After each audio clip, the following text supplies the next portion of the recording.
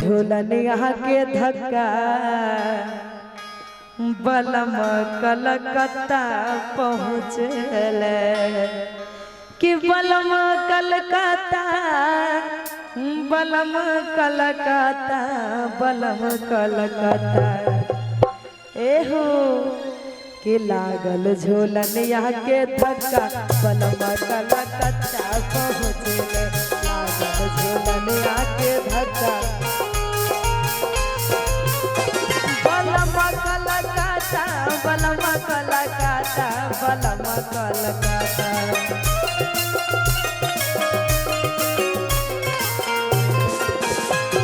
बलम कलकत्ता बलम कलकत्ता बलम कलकत्ता लागल झूलनिया के धक्का बलम कलकत्ता पहुँचले झूलनिया के धक्का बलम कलकत्ता पहुँचले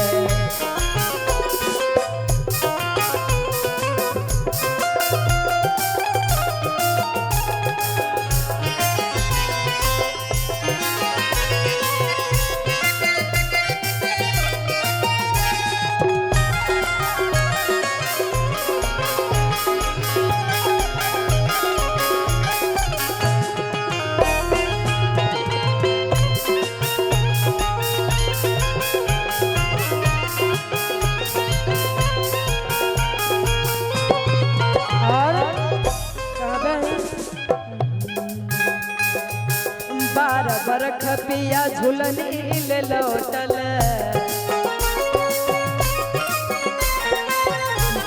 बरख पिया झुलनी ले लौटल झुलनी ले लौटल हो झुलनी ले लौटल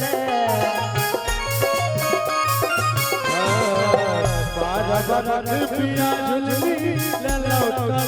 झुलनी ले लौटल हो झुलनी ले लौट देहिया भइल जसमनका बलम कलकत्ता पहुँचले लागल झूलनिया के धक्का बलम भइल जसमनका कलकत्ता पहुँचले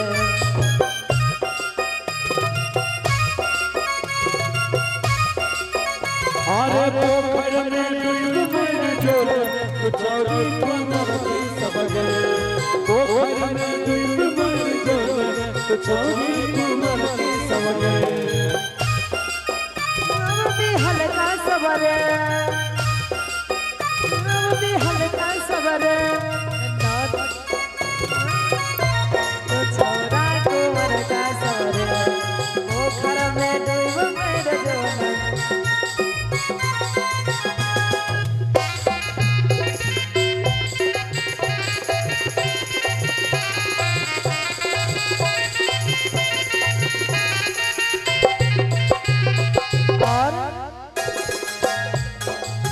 कैसे के मती मोरा बैरी न हो गए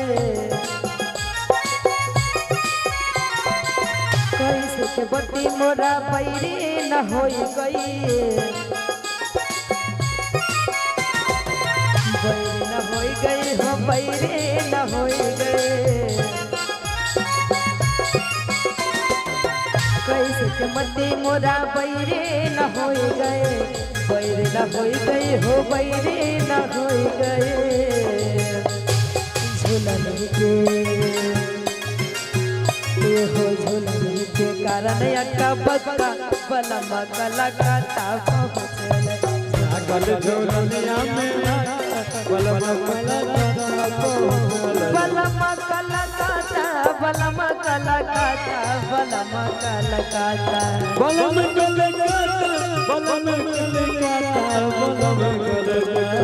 बलम कलकत्ता बलम कलकत्ता बलम कलकत्ता लागल झूलनिया में बलम कलकत्ता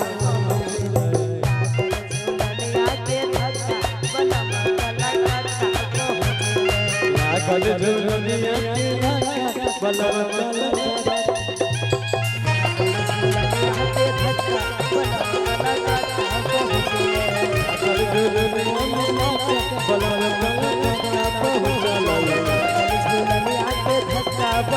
कलकत्ता पहुँच